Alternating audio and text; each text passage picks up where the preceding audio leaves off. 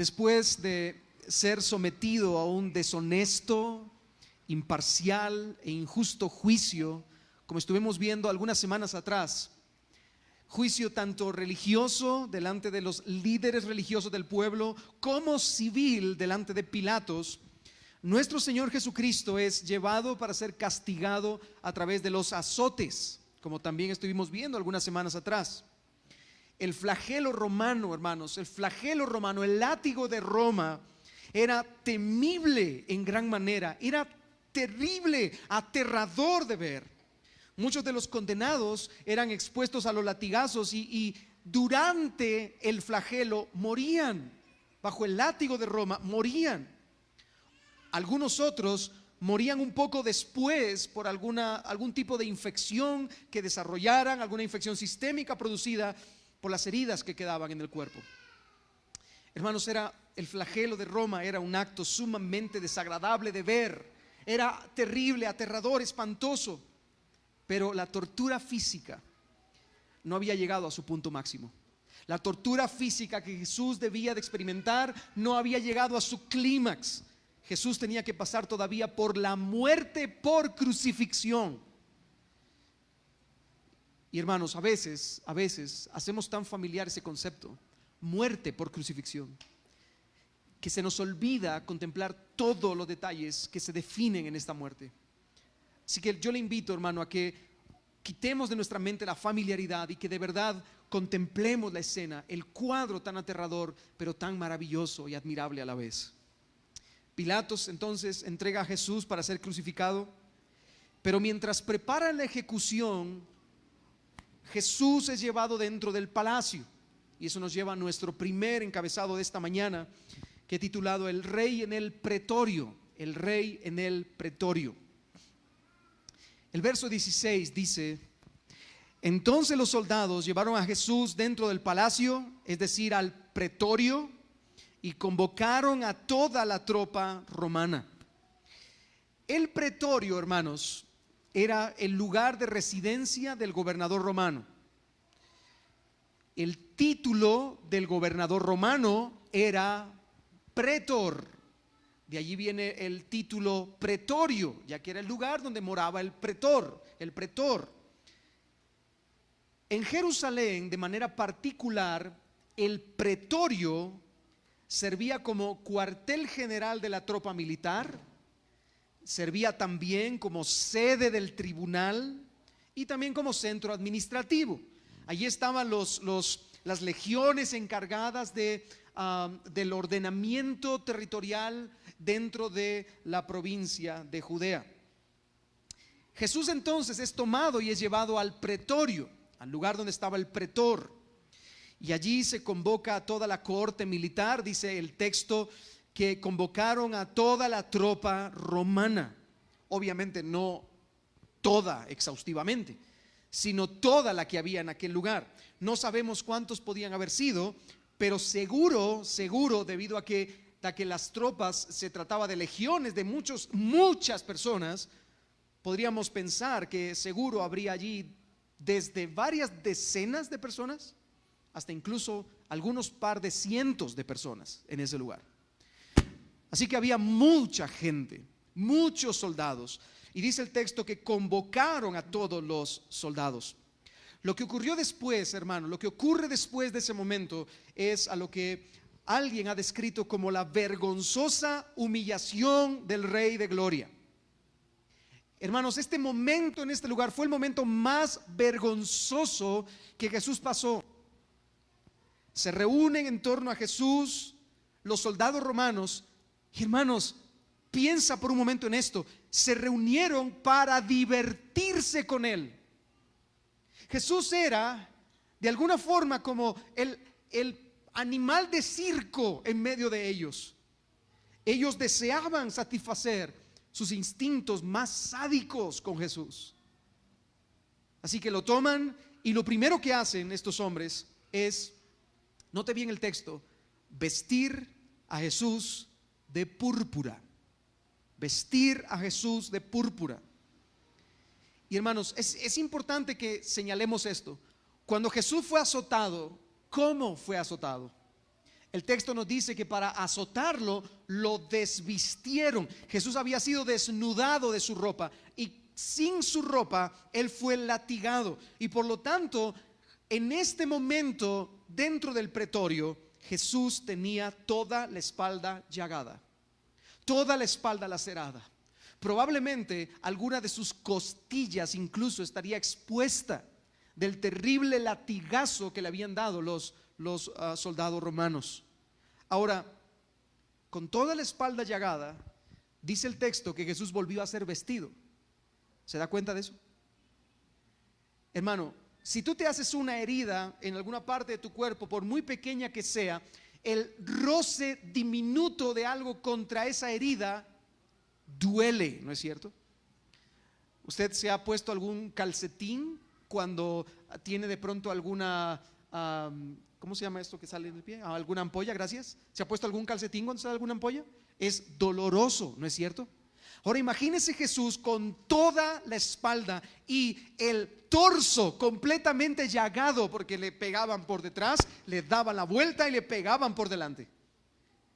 Y ahora le ponen encima un manto de color púrpura. Imagina el dolor que tuvo que haber sentido nuestro Señor. Le colocan el manto, seguramente un manto viejo, desteñido, algo que encontraron tirado los soldados, pero que representaba algún tipo de realeza, era como una especie de ilusión. ¿Para qué? Para seguirse burlando de él. Le ponen encima el manto para seguir burlándose de él. Inmediatamente después, ¿qué le colocaron en la cabeza, hermanos? Una corona de espinas. No podemos definir, hermanos, qué tipo de espinas utilizaron o qué tamaño tenían las espinas, pero hermano, una espina sigue siendo una espina, sin importar el tamaño, sin importar la forma. Lo que sí podemos entender, hermanos, es que tanto por el texto que tenemos frente a nosotros en Marcos, como los relatos paralelos que están alrededor, que no fue un adorno el que le pusieron. Hermanos, ellos tuvieron en ese momento una satánica crueldad en contra de Jesús. Le clavaron una corona de espinas en su frente para de nuevo burlarse, vituperarlo, señalarlo. Y hermanos, estas espinas clavadas en la frente seguramente produjeron algún tipo de sangrado. Lo más seguro que Jesús estaba sangrando por su frente. Y hermanos, si obviamente había sangrado, había inflamación también por todo el proceso alrededor del sangrado. Y hermano, de nuevo, por favor, le invito a que no piensen esto con familiaridad. Un erudito del Nuevo Testamento, un estudioso de la historia romana, ha dicho que incluso la misma película de la Pasión de Cristo se queda corta en cuanto a lo duro que tuvo que haber sido esa escena. Para los que han visto la película La Pasión de Cristo, saben que es grotesca esa escena. Sin embargo, seguro que tuvo que haber sido peor. Cuidado con la familiaridad. Los soldados querían divertirse, los soldados querían mofarse, querían burlarse de nuestro Señor. Ellos no deseaban hacer otra cosa que torturarle aún más. Él ya había sido torturado por manos del pueblo, había sido torturado en manos de los líderes religiosos, había sido torturado con el flagelo de Roma, pero ahora querían todavía más tortura a Cristo. Querían dejarle mayor vergüenza a los ojos de todos. Justo después de la corona de espinas, hermano, note el texto, uno detrás de otro, uno detrás de otro. Y yo le dije que podían haber desde decenas hasta un par de cientos de personas en ese lugar. Y uno detrás de otro se inclinaron delante de Jesús en un tono de burla y simulando que se rendían en homenaje delante de él. Se ponían de rodillas y uno por uno pronunciaban las palabras: salve, Rey de los judíos. De nuevo, una burla más hacia Jesús. Antes de que cada uno de los soldados se apartaran de Jesús, cada uno, dice el texto, que tomaban una caña Muy probablemente esa caña la habían puesto los mismos soldados romanos en la mano de Jesús, simulando un cetro, porque ahí estaba el rey con la túnica puesta, ahí estaba con su corona y también tenía el cetro en su mano. Y tomaban esa caña, que probablemente era ese cetro improvisado que habían puesto en su mano, y golpeaban su cabeza, dice el texto, y lo golpeaban uno tras otro con una caña, burlándose de él. ¿Me sigue hasta aquí, hermano? Finalmente descendieron al nivel más bajo del escarnio y la burla, porque después de haberle puesto ese doloroso manto en su espalda, después de haberle clavado la corona de espinas sobre su cabeza, después de haberle hecho burla con una reverencia y haber golpeado su cabeza con la vara, después de eso, dice literalmente que le escupieron en el rostro, alegremente y por turnos, hermanos, al unigénito llamado Hijo de Dios, al Dios hecho hombre, creador y sustentador de todas las cosas, le están escupiendo en la cara. ¿Me sigue, hermano? Hermano, detente por un momento conmigo en esta escena, en este cuadro, y por favor considera lo horrible, lo terrible que luce esta escena. Un Jesús bañado en sangre, lacerado con la piel en carne viva, cubierto de moretones e inflamado en todas las partes de su cuerpo, con su barba arrancada, golpeado, blasfemado, humillado y escupido por los soldados a la vista de todos y convertido en el hazme reír del público. Mira esa escena por un momento, hermanos, y la diversión de los soldados romanos no ha terminado todavía, porque el camino a la cruz apenas ha comenzado. Así que le quitan las ropas reales, digo reales entre comillas porque eso fue una burla, un chiste hacia él. Le quitan las ropas reales y quiero que nota otra vez que le habían puesto esa manta y ahora se la quitan de nuevo, produciendo más dolor todavía. Y dice el texto que le pusieron sus propias ropas otra vez. Y el escarnio continúa, porque ahora dice el texto que Jesús fue obligado. Dice el texto, después de haberse burlado de Jesús, le quitaron el manto de púrpura, le pusieron sus ropas y lo sacaron para que fuera crucificado. Ahora toman a Jesús y lo obligan a transportar su propia cruz. Y hermanos, la ejecución, así como cualquier ejecución por crucifixión en aquel lugar, era llevada a cabo fuera de la ciudad. Había que sacarlo del centro de la ciudad, que es donde estaba el pretorio, y luego era tomado de allí, llevado a las afueras, a un lugar que ya se había determinado, donde mucha gente moría en ese lugar. Y al llevarlo a ese lugar, entonces fuera de la ciudad era crucificado. Así que como la ejecución tenía que ser fuera de la ciudad y cada condenado tenía que llevar su propia cruz, entonces colocaron la cruz sobre los hombros de Jesús. Hermano, quiero que piense en esto de nuevo, por favor. Un Jesús bañado en sangre, lacerado con la piel en carne viva, cubierto de moretones, y ahora una pesada cruz la ponen sobre su espalda para que él pueda cargarla. Pero no pudo cargarla por mucho tiempo. Qué débil, qué cobarde. Hermano, quiero que consideres esto, por favor. Jesús ha estado sufriendo durante las últimas 15 horas de forma ininterrumpida. Primero, la traición de Judas, la agonía en el Getsemaní, la deserción de sus discípulos, la tortura de un juicio totalmente hipócrita delante del Sanedrín, la burla en el palacio de Caifás, la negación de su discípulo más prominente, el juicio ante un juez injusto, la terrible prueba de ser azotado, la declaración de sentencia a muerte contra él y el prolongado maltrato de los soldados en el pretorio. Humanamente hablando, hermanos, es sorprendente que Jesús fuera capaz de cargar la cruz, aunque fuese por un poco de tiempo. Es sorprendente. él estaba físicamente acabado. Él estaba imposibilitado físicamente para llevar la cruz. Médicamente es imposible que un hombre en la condición de sufrimiento que había tenido este hombre pudiera cargar la cruz durante aproximadamente 1 milla. Era imposible. Y es aquí donde entra en escena otro personaje. El versículo 21 nos dice: y obligaron a uno que pasaba y que venía del campo, Simón de Cirene, padre de Alejandro y Rufo, a que llevara la cruz de Jesús.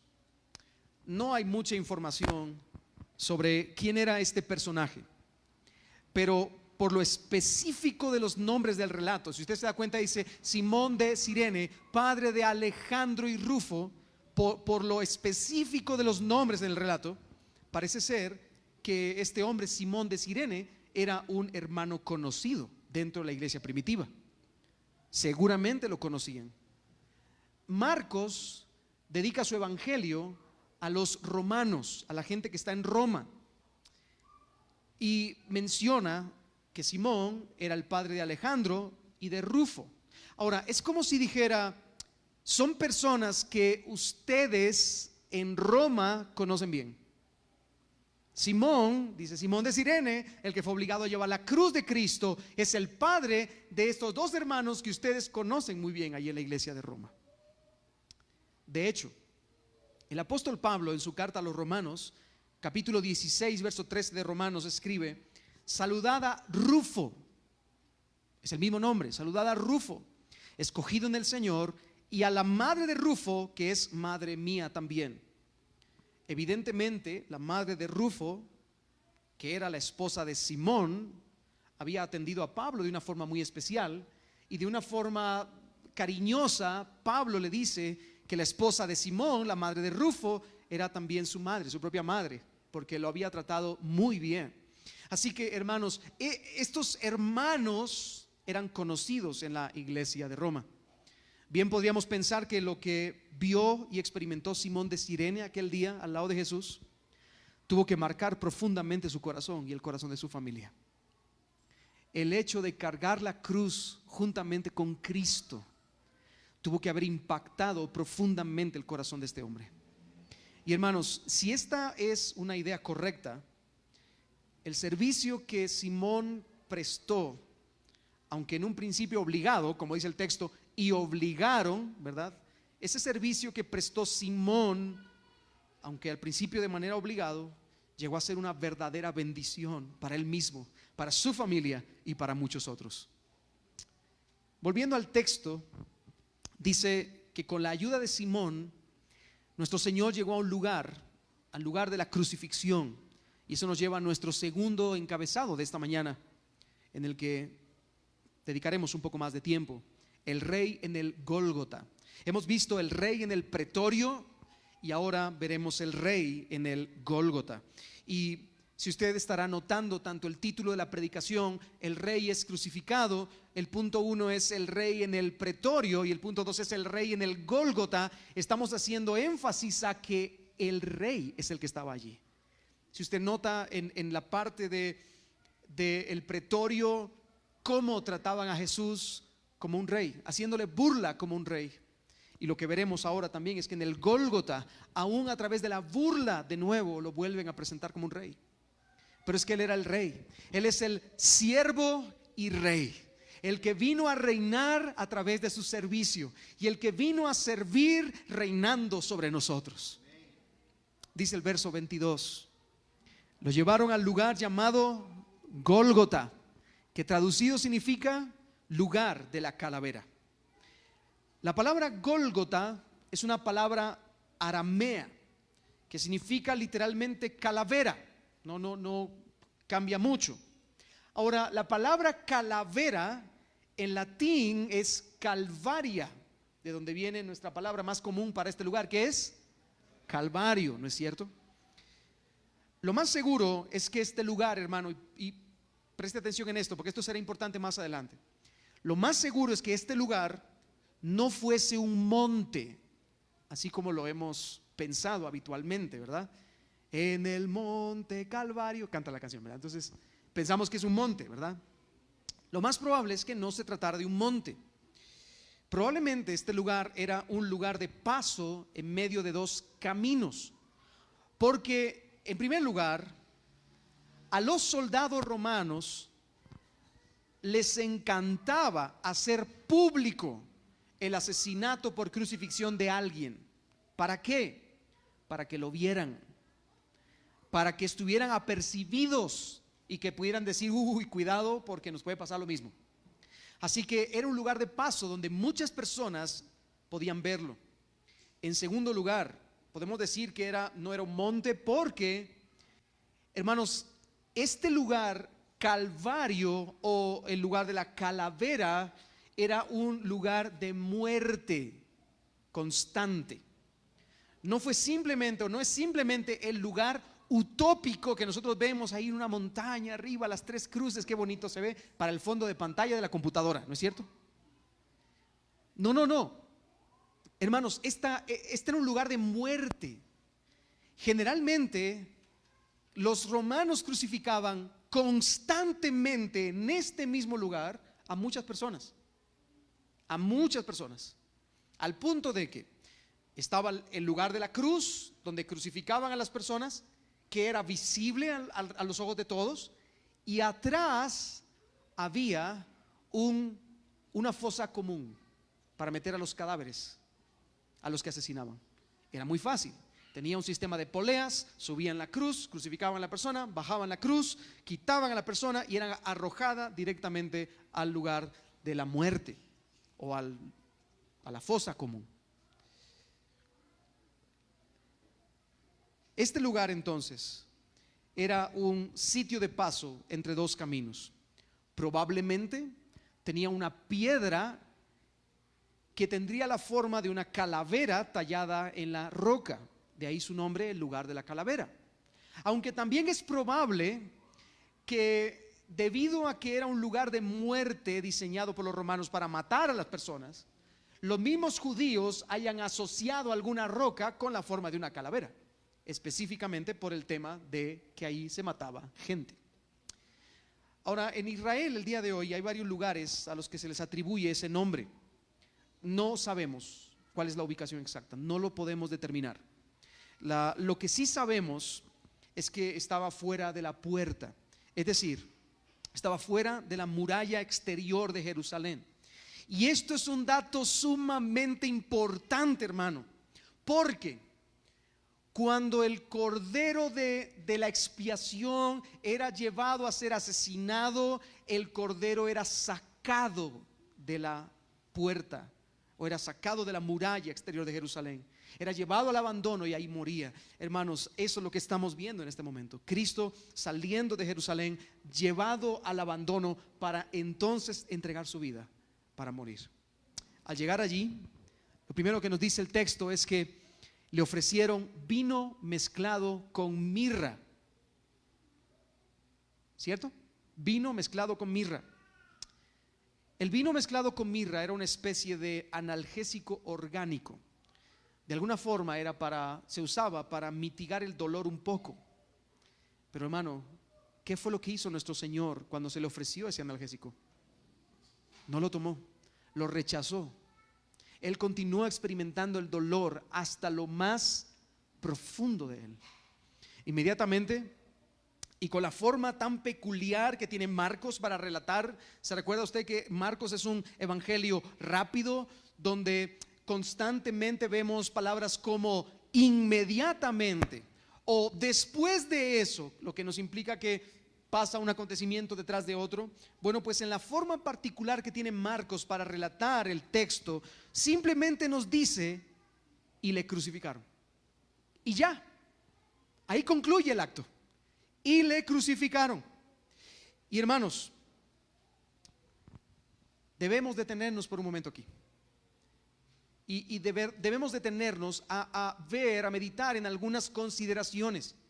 Porque ellos sabían lo que era una crucifixión, pero nosotros debemos escarbar un poco más.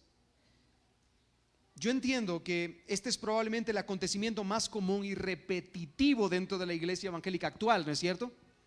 Jesucristo fue crucificado. Y pregunto, ¿quién no se sabe el hecho de que Jesucristo fue crucificado? En el mundo occidental todos sabemos que Jesucristo fue crucificado. La Iglesia Católica lo deja muy claro en Semana Santa, cuando sacan un montón de pasos mostrando a la imagen de Cristo crucificado, o cuando se cuelgan en su pecho la imagen del Cristo crucificado. De hecho, hoy en día nosotros usamos también la cruz como un símbolo cristiano popular. Ve usted allí, ¿no? Pero no se nos debe pasar por alto, hermanos, el hecho de lo que implica esta declaración. Miren lo que dice Marcos, dice, y le crucificaron.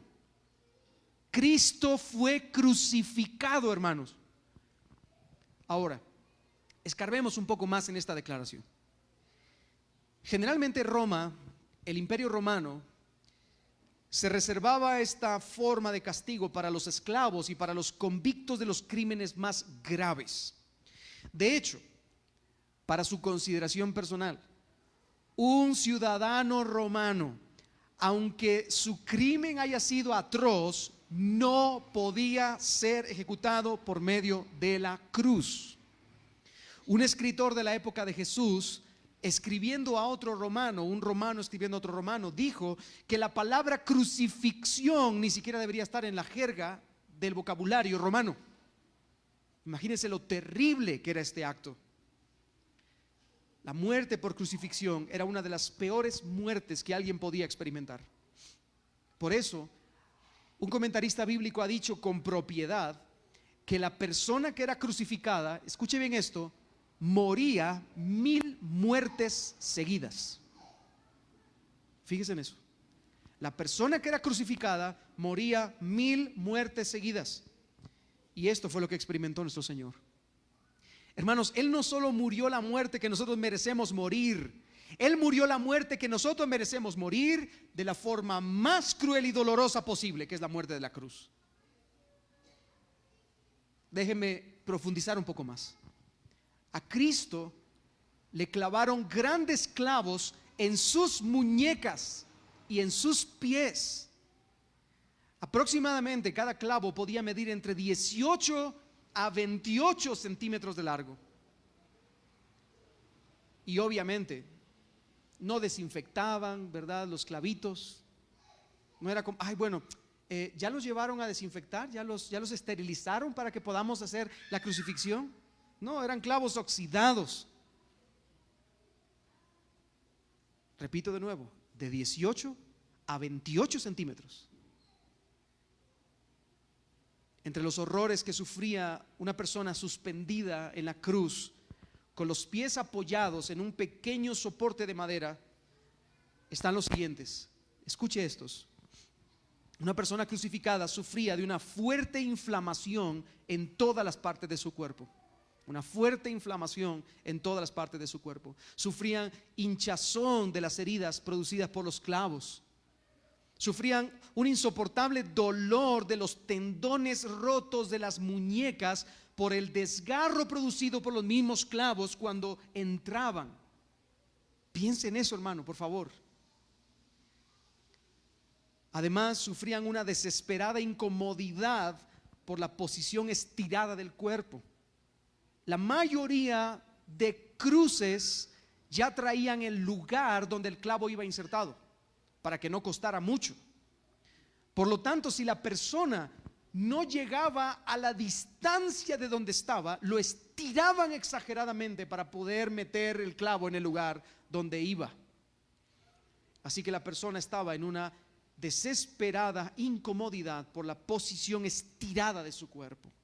Además, la pérdida de sangre y de líquidos producía un palpitante dolor de cabeza, una terrible y tremenda migraña constante, además de una sed ardiente y una imposibilidad para respirar adecuadamente. Recuerde, la persona estaba suspendida, literalmente clavada, solamente en sus muñecas y en sus tobillos, y para poder respirar, inhalar un poco de aire, tenía que echar fuerza sobre los clavos que lo tenían suspendido y poder tomar una bocanada de aire. Si no, la persona se asfixiaba constantemente. y lentamente. Hermanos, la muerte por crucifixión se trataba no de una simple muerte, sino de una muerte por tortura. Una muerte por tortura. Hay personas que dicen, de todas las muertes posibles, a mí no me gustaría morir ni quemado ni ahogado. ¿Ha escuchado eso? Bueno, agregue la crucifixión a su lista. La crucifixión era terrible, hermanos. Y aunque voy a entrar en detalles, en más detalles la próxima semana, por favor, he tratado de mostrarle el panorama aterrador del flagelo romano, de la burla que le hicieron los romanos, de la crucifixión, para llegar a este punto, hermanos. Y repito, voy a hacer un poco más amplio la próxima semana, pero en el caso de Jesús, hermanos, no se debe hacer hincapié solamente en la tortura física que Jesús tuvo que soportar.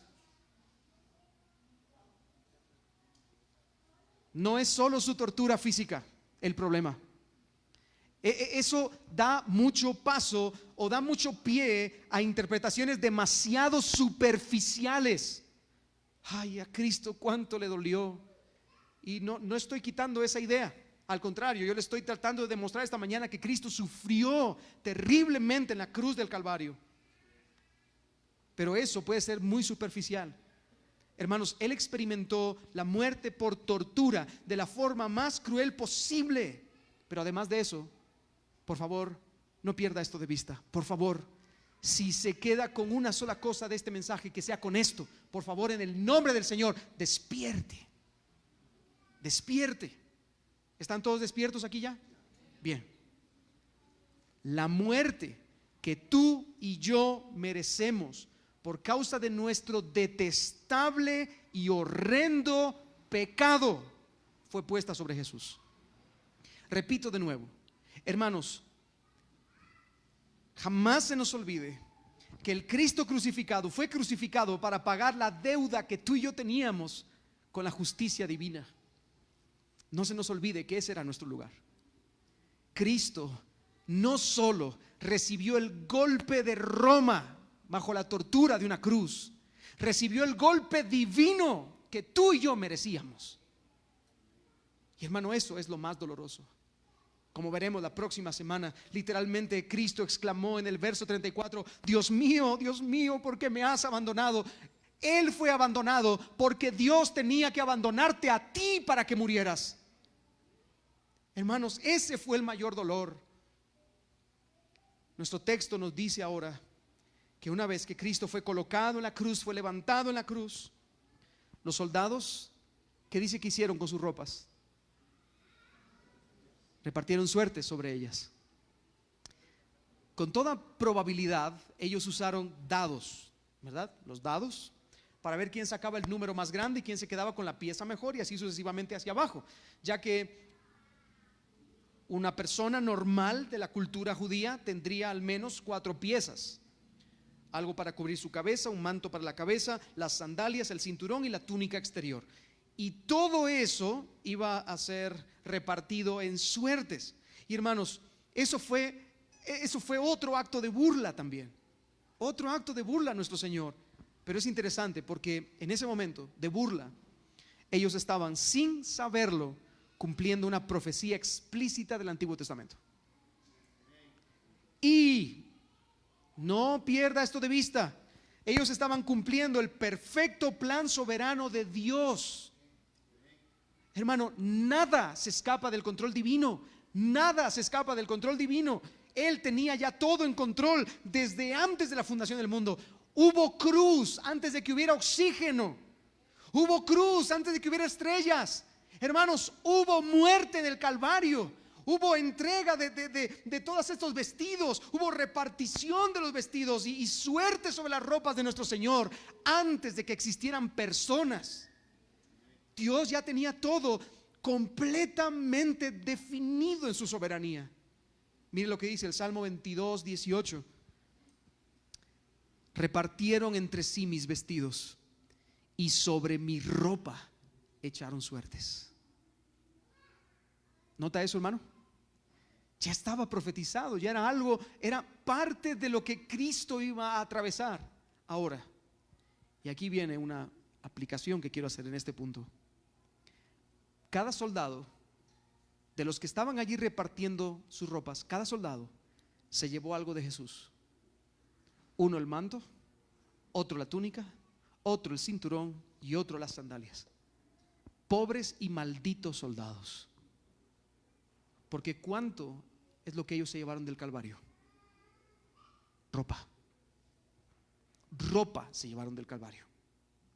No hubo corazones compungidos, no hubo una visión renovada, no hubo vidas cambiadas, mucho menos salvación.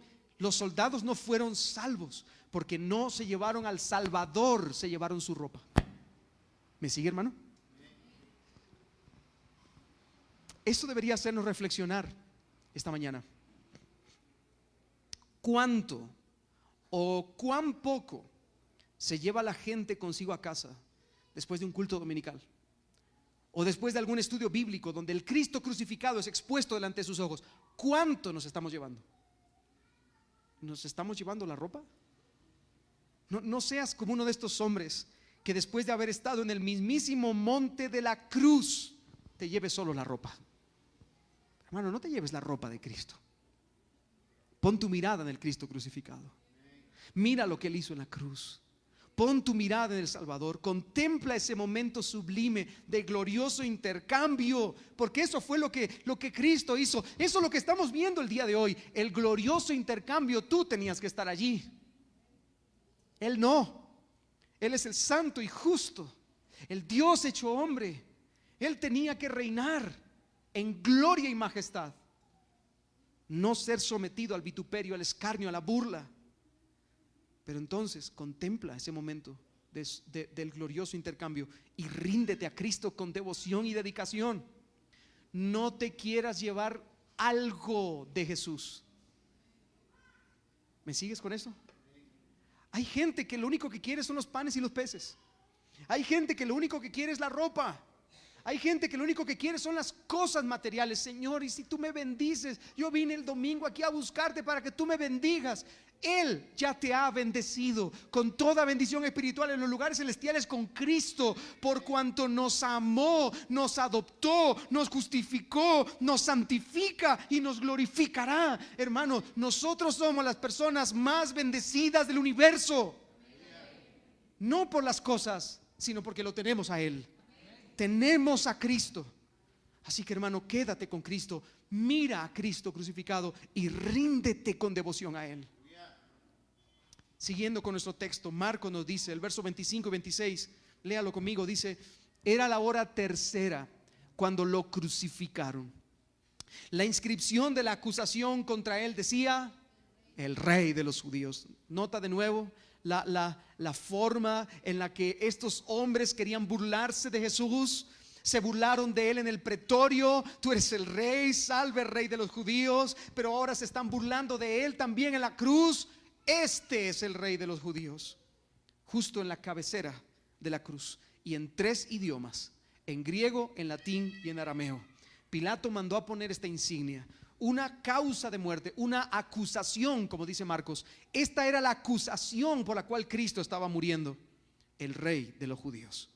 Ahora, es muy probable que Pilato haya mandado a hacer esto para molestar a los líderes religiosos, para molestarles, porque sí, está bien, él les hizo el favor de llevar a este hombre a la cruz, a crucificarles, pero si usted recordará, la acusación que presentaron contra este hombre, Pilato no la creía. Pilato decía que este hombre era inocente. ¿Se recuerda usted de eso? Así que, como una especie de molestarles a ellos, o como una especie de burla, una burla hacia ellos, Pilato escribió: esta es la causa de la acusación, Él es el Rey de los judíos. Lo estamos matando porque Él es el Rey de los judíos. De hecho, como vemos en el relato paralelo, los líderes del Sanedrín se opusieron a esta inscripción y le pidieron a Pilatos que la cambiara. Le dijeron a Pilato: oye, cambia la acusación, porque Él no es crucificado porque es el Rey de los judíos. Él es crucificado porque Él dice ser el Rey de los judíos. Sin embargo, Pilato la mantuvo y dijo: lo que he puesto, he puesto. Y hermanos, no cabe duda de que el Dios soberano estaba en la movida. El Dios soberano estaba allí, manejando todas las cosas, y usó esta misma inscripción para hablar por medio de ella y hacer una proclamación a todos sin excepción, a los que sabían arameo, a los que sabían griego y a los que sabían latín, a todos sin excepción. Este hombre está siendo crucificado porque Él es el Rey. Hermanos, el que estaba muriendo en la cruz sí era el verdadero Rey. Y es increíble, hermano, porque también es un recordatorio para nosotros de que aún la burla de los hombres, aún el escarnio de los hombres, el menosprecio de los hombres es usado por Dios para vindicar su nombre, su propósito y su plan en medio de la historia del mundo. El texto también nos dice que allí en el Gólgota, al lado de la cruz, colgaron a 2 criminales. Y es injusto que hayan colgado a 2 criminales junto a Jesús. Pero de nuevo, soberanamente, este es otro cumplimiento profético.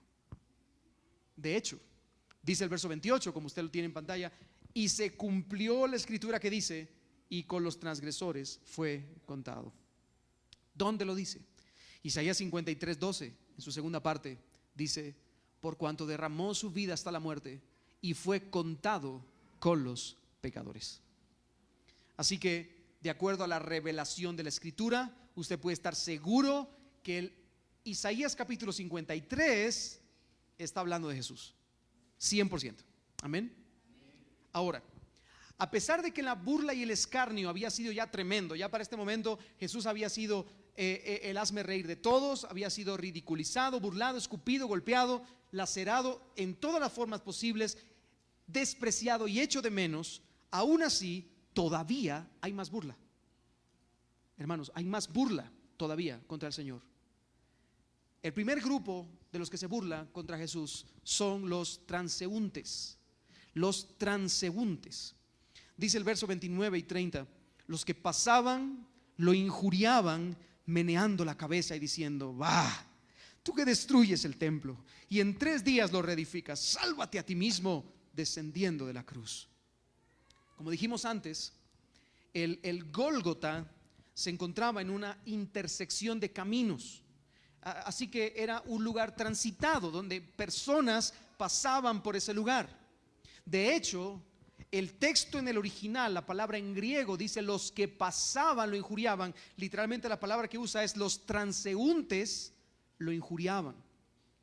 Ellos, de camino a algún lugar, quizá de un punto A a un punto B, al pasar se detenían, miraban a ese hombre, probablemente concentrando su atención sobre él. Sabían quién él era, porque todo Jerusalén se había reunido en torno a él el domingo anterior.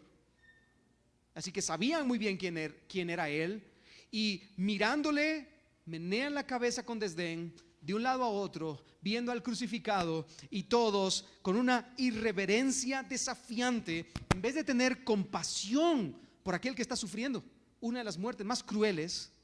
Porque, hermano, note eso. O sea, es como que alguien esté frente a ti ahogándose y tú te rías en su cara. Eso es lo que estaban haciendo los transeúntes. Un hermano suyo de carne, un hombre que había nacido judío igual que ellos, estaba sufriendo lo insufrible en la cruz, y ellos solamente con una reverencia desafiante se burlan de él, pronuncian un va. ¿Se da cuenta de eso? Va. ¿Qué significa eso? Qué poca cosa, qué desgraciado, qué inútil ese hombre que está ahí. Sálvate a ti mismo, le dijeron.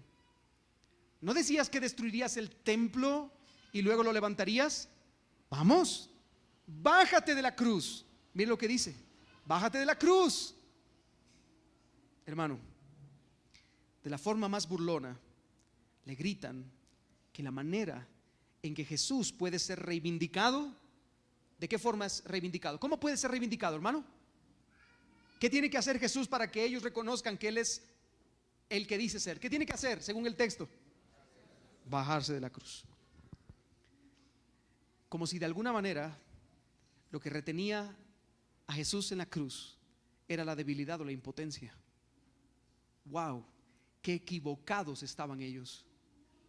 Hermano, lo que sujetaba a Jesús a la cruz no era la debilidad, ni la impotencia, ni los clavos, sino su fortaleza y determinación y el poder de su amor por los pecadores. Hermano, el poder del amor de Cristo fue lo que llevó a Jesús a escuchar la burla y el escarnio de estos delincuentes, porque no hay otra manera de describirlos, mientras se burlaban y los señalaban. Hermanos, Jesús es nuestro Salvador precisamente porque no descendió de la cruz. Él es nuestro Salvador precisamente porque no se bajó de ese lugar. Él es quien dice ser precisamente porque se mantuvo colgado en el madero. Pero aquellos transeúntes estaban dispuestos a desafiar todo lo que habían visto. Dentro de estos transeúntes seguramente había gente que había visto los milagros, la misericordia derramada sobre los necesitados. Seguramente habían visto o habían escuchado los maravillosos discursos de Jesús, que muchos decían: y Él enseña como quien tiene autoridad y no como los escribas y fariseos. Y aún así lo rechazaron todo. Preferían escarnecerle, preferían burlarse, preferían blasfemarle. Ellos no habían conocido quién verdaderamente era ese hombre que estaba en el Calvario. El segundo grupo de los burladores son los principales sacerdotes y los escribas. Los principales sacerdotes y los escribas. Dice el verso 31 y 32: de igual manera, es decir, con la misma saña, con la misma burla, con el mismo desprecio, con el mismo escarnio, de igual manera también los principales sacerdotes, junto con los escribas, burlándose de él entre ellos, decían: a otros salvó, él mismo no se puede salvar. Que este Cristo, el Rey de Israel, descienda ahora de la cruz para que veamos y creamos. Estos hombres, miembros del Sanedrín, hermanos, ellos eran los que debían de guardar la justicia, la piedad, el amor fraternal. Ellos son los que debían demostrarle al pueblo cómo actuar de acuerdo a la ley del Señor. Y ellos están allí viendo a su archienemigo clavado en la cruz y están contentos. Todos ellos perdieron todo vestigio de dignidad y se unen a la burla y empiezan a burlarse de Cristo. Ahora, curiosamente, si tú notas el texto dice que ellos nunca se dirigieron a Jesús. ¿Notas eso? Dice: los sacerdotes junto con los escribas, burlándose de él entre ellos. Ellos nunca se dirigieron a Jesús. Ellos hablaban entre ellos. Nunca le hablan a él. Hermanos, el odio que le profesaban era tan intenso que están allí al pie de la cruz levantando una fiesta pagana en honor a la muerte del crucificado. Gloria sea a Dios porque este hombre justo está muriendo de la forma más desagradable. El evangelista Lucas nos dice que ellos estaban llenos de desprecio mezclado con odio y con envidia. Ellos decían: a otro salvó, ¿por qué no se salva a sí mismo? ¿Por qué no se salva solo? Que el Cristo, que el Rey de Israel descienda ahora para que veamos y creamos. ¿Se da cuenta de eso? Que descienda, ¿para qué? Para que veamos y creamos. Hermanos, en presencia de ellos, Cristo sanó a toda clase de enfermedades, devolvió la vista a los ciegos de nacimiento, limpió leprosos, resucitó muertos, cumplió las profecías mesiánicas, predicó con autoridad. Y estas obras de poder y gracia no los llevaron a creer en Jesús, sino a endurecer su corazón. Así que no habría diferencia. Si Jesús se hubiera bajado de la cruz, de todas maneras, ellos hubieran escogido no creer.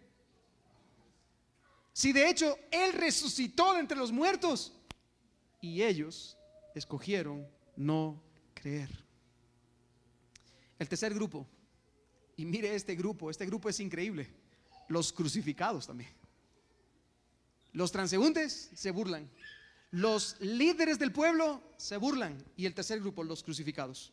Dice el verso 32: y los que estaban crucificados con él también lo insultaban. ¿Qué le parece, hermano? Los ladrones se dejaron llevar por lo que todos los demás decían. Y aunque ellos estaban en la misma condición, porque les recuerdo, hermano, ellos estaban también crucificados allí. Ellos estaban también sufriendo los clavos. Ellos estaban también a punto de morir bajo el yugo romano. Y aún así, en la misma condición, todos a una le insultaban, aún los crucificados. En medio de todo esto, hermanos, ¿cómo está Jesús?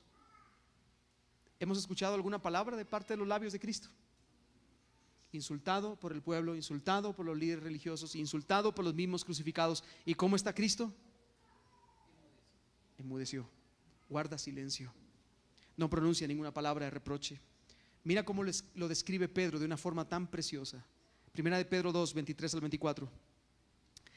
Quien cuando le maldecían no respondía con maldición, cuando padecía no amenazaba, sino encomendaba la causa al que juzga justamente, quien llevó él mismo nuestros pecados en su cuerpo sobre el madero, para que nosotros, estando muertos a nuestros pecados, vivamos a la justicia. Hermanos, él calló, él guardó silencio, para que nosotros también podamos ser rescatados de nuestra vana manera de vivir, y a través de su ejemplo podamos nosotros aprender cómo reaccionar. Es muy probable que aquella serena y majestuosa conducta de nuestro Señor, junto con la oración, perdónalos porque no saben lo que hacen, seguramente eso fue lo que Dios usó para conducir precisamente a uno de estos dos ladrones al arrepentimiento. ¿Recuerda usted eso? ¿Qué fue lo que pasó con este hombre? Al lado de Jesús llegó un momento donde dijo: perdón, nosotros estamos mal y tú estás bien, pero cuando tú vuelvas en tu reino, Señor, dame un lugar contigo. Y Jesús le responde: hoy mismo estarás conmigo en el paraíso.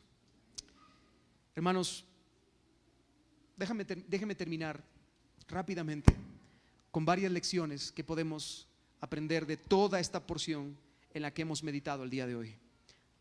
Cuatro lecciones muy rápidas. La primera lección que podemos ver, hermanos: cuánta depravación hay en el corazón del hombre. Cuánta depravación hay en el corazón del hombre. Cuando Dios vino a la humanidad, se encarnó, tomó carne humana para amar a pecadores como nosotros, lo torturamos y lo clavamos en una cruz. ¿Qué le parece? Es como si alguien viniera y quisiera regalarte una casa valorada en $50 millones y en vez de recibirla, lo asesinas. Hermano, eso es el pensamiento más ridículo que puede existir. Sin embargo, la humanidad entera lo ha hecho con Dios. El pecado ha destrozado por completo al ser humano. Estamos radicalmente corrompidos. Nuestra voluntad, nuestros afectos y nuestra integridad mental está completamente permeada por el pecado, llena del pecado. Estamos corrompidos y, hermanos, no nos equivoquemos, somos potencialmente propensos a hacer todo lo malo que podamos llegar a hacer. Repito eso, somos potencialmente propensos a hacer todo lo malo que podamos llegar a hacer. En este relato nadie se salva, hermanos. Los soldados, ¿cómo trataron a Jesús? Los transeúntes que se burlan de él, los líderes religiosos, los mismos crucificados al lado de Jesús. Todos a una se han desviado. No hay quien haga lo bueno, no hay quien haga lo justo, ni siquiera uno solo, dice el apóstol Pablo. Solo el crucificado. Qué ironía. El único bueno en la historia, el único en quien hay justicia, es en el crucificado. Pero yo te pregunto, hermano, ¿qué hubieras hecho tú si hubieras estado allí? ¿Qué hubieras hecho tú? Porque cuando yo estaba estudiando este relato para preparar esa predicación, con total honestidad, a mí me dio un profundo coraje por la maldad de de todas estas personas que escarnecieron, que blasfemaron, que se burlaron de nuestro Señor, yo tuve un coraje profundo. Yo quería encontrarme con uno de esos soldados y matarlo. Pero al final, solo pude llegar a la conclusión de que yo hubiera hecho lo mismo. De que estando allí a los pies de la cruz, siendo un transeúnte más, yo hubiera levantado mi dedo y hubiera dicho: miserable. Yo lo hubiera hecho también. Si mis ojos no hubieran sido alumbrados por la gracia del Evangelio y la potencia del Espíritu Santo, yo hubiera respondido de la misma manera. ¿Cómo hubieras respondido tú? De hecho, hermano, permíteme ir más profundo en esto. Fue mi pecado y tu pecado lo que llevó a Cristo a ser colgado en esa cruz. Así que fue mi pecado y fue tu pecado lo que provocó el escarnio, la blasfemia y la burla hacia el Cristo de Dios. Él fue golpeado, vituperado, señalado, escupido. Él fue desangrado, colgado en un madero, clavado de manos y pies por ti y por mí. Así que nosotros somos igualmente culpables. Nosotros somos igualmente culpables. Hermano, nosotros también estamos completamente depravados hasta la médula. Somos pecadores hasta el extremo. Y si no fuera por la gracia divina, nosotros estaríamos igual que todos esos que se burlaban de Cristo. La segunda lección que aprendemos en este relato es la firmeza de nuestro Señor al cumplir con su propósito. Hermano, Él llevó a cabo el plan que había sido trazado desde el principio. Cristo tomó la cruz con gozo, dice el escritor de Hebreos.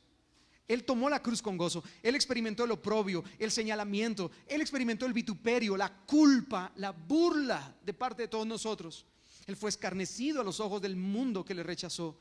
Sin embargo, Él nunca desistió. Él no abandonó el plan. Él no dio marcha atrás. Él cumplió el plan que Dios había determinado. Y gloria a Dios por su firmeza. Porque si no fuera por la firmeza de nuestro gran campeón Jesucristo, ninguno de nosotros estaría aquí. Hermano, Él fue firme y gloria a Dios por su firmeza, porque yo no lo soy. Como dijo alguien, si la salvación dependiera de mí, y yo estaría perdido. Pero gloria a Dios porque depende de Él. La salvación depende de Él. Bendito sea el nombre del Señor. La tercera lección que aprendemos aquí, hermanos, es que hay gracia en Cristo para todo aquel que se arrepiente y confía en Él por la fe. A pesar de los insultos de aquel hombre crucificado al lado de Jesús, la historia no termina allí, ¿no es cierto? Él fue uno de los que se burló, menospreció, señaló a Jesús, pero en un momento particular, entre el verso 32 y verso 33, que Marcos no relata esta escena, pero se nos dice, hermano, Lucas sí nos dice que uno de los ladrones crucificados junto a Jesús entró en sí y se arrepintió de sus palabras. Antes, el hombre, el ladrón al lado de Jesús, se había unido a las voces de la burla de la multitud. Había también levantado su voz y decía, como dice el texto, los que estaban crucificados con él también lo insultaban. No me puedo imaginar qué clase de insultos pueden salir de la boca de un hombre que es ladrón, asesino y que está siendo crucificado en ese momento. No me lo puedo imaginar. Pero basta un par de momentos cerca de algunos hombres impíos para imaginar qué clase de insultos pudieron haber mencionado estos hombres. Pero ahora Él se rinde ante Jesús y le dice: cuando vengas en tu reino, acuérdate de mí. Ten misericordia de este hombre cuando tú reines, oh Rey de los reyes. Y Jesús responde: así será. Hoy mismo estarás conmigo en el paraíso. Esto que voy a decir es tanto para creyentes, pero especialmente es para los no creyentes. Aquellos que pueda haber hoy aquí en este lugar o viendo la transmisión, que no se han rendido a Cristo. Hay perdón, hay gracia, hay socorro disponible, incluso y aún para la peor de las personas. y aún en el último momento de nuestra vida, como le pasó a este hombre. Pero no esperes hasta el último momento. No esperes hasta el final. Rinde tu vida hoy a Cristo. Rinde tu vida hoy a aquel que murió en una cruz y resucitó al tercer día en amor y justificación para los pecadores. Hay perdón y hay gracia en él. Finalmente, la última lección, la cuarta lección que este pasaje nos enseña es la enorme deuda de amor que todos los creyentes tenemos con Cristo. Repito de nuevo, la enorme deuda de amor que todos los creyentes tenemos con Cristo. ¿Recuerdas cómo inicié el mensaje hoy? ¿Amas a Jesús? ¿Amas a Jesús? Todo lo que tenemos, hermano, todo lo que somos y todo lo que esperamos se debe a la vida y a la muerte del Hijo de Dios en la cruz del Calvario. Por su condenación nosotros somos absueltos. Gloria al Señor por eso. Por sus sufrimientos nosotros tenemos paz para con Dios. Por su vergüenza nosotros tendremos gloria. ¿Cómo es posible? Yo no lo puedo comprender. ¿Cómo es posible de que al final de la historia nosotros, que somos grandemente culpables, se nos dé un lugar de honor, sentados a la mesa para ser partícipes de las bodas del Cordero en el momento final de gloria y majestad, cuando nosotros merecíamos condena? Pero fue porque Cristo asumió la vergüenza por nosotros. Por su muerte tenemos vida. Nuestros pecados les han sido imputados a Él y su justicia nos ha sido dada a nosotros. Hermano, recordemos por favor hoy que éramos pecadores, corruptos, impíos y miserables. Recordemos quién es el Señor Jesucristo. Él es el Hijo eterno de Dios, el creador de todas las cosas, el autor y consumador de nuestra fe. Pero después recordemos que por nosotros, por amor a nosotros, Jesús soportó voluntariamente la muerte más dolorosa, la más horrible, la más maldita, para acercarnos hacia Él. Recuerda lo que tú eres, recuerda lo que Él era y recuerda dónde hoy estás. Hermano, pensar en ese amor debe impulsarnos diariamente a vivir, no para nosotros mismos, sino para Cristo. Debe hacer el pensar en la cruz, el pensar en el amor de Cristo desplegado en la cruz del Calvario, debe hacer que nosotros estemos listos y dispuestos, como dice el apóstol Pablo, para presentar nuestros cuerpos como sacrificio vivo delante de Él. Hermano, amar no es solo de palabras, amar es de hecho. Amar implica obediencia. ¿Estás amándole? ¿Amas a Cristo? ¿Cuánto amas a Cristo? Porque el que ama a Cristo no es simplemente alguien que dice, bueno, es alguien que dice, le seguiré hasta el final, seré su discípulo, le honraré, su nombre, su honor y su gloria serán el motivo de mi alabanza. Su nombre, su honor y su gloria serán el motivo de mi caminar.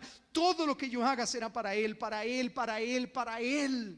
Hermano querido, que la cruz de Cristo esté con mayor frecuencia en nuestra mente. Esa es mi invitación final para ti el día de hoy. Que la cruz de Cristo esté con mayor frecuencia en nuestra mente. Porque recordar la cruz de Cristo, recordar a Cristo y a Cristo crucificado, no puede y no hará otra cosa que no sea llevar a tu corazón a rendirse a los pies de Él.